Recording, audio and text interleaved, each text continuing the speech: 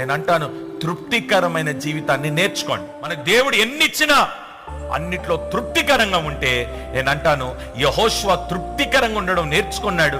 మోషేతో పాటు ప్రయాసపడ్డాడు, మోషేతో కలిసి ఉపవాసము ఉన్నాడు. ఈ అబ్రహాము కంటే లగ్జూరియస్ లైఫ్ కొరకు మెల్లిగా బయలుదేరి అక్కడికి వెళ్ళాడు. తృప్తికరమైన జీవితాన్ని విడిచిపెట్టినాడు, హత్తుకొని ఉండే జీవితాన్ని విడిచిపెట్టినాడు.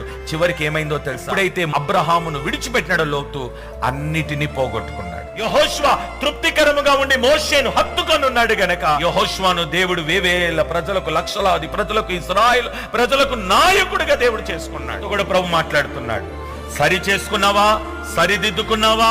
నిశ్చయముగా నీ నడిమి కట్టు దేవుని నడుముకు కట్టబడి ఉంటే ఘనతను దేవుడు నీకు కలగ చెయ్యనుగాక.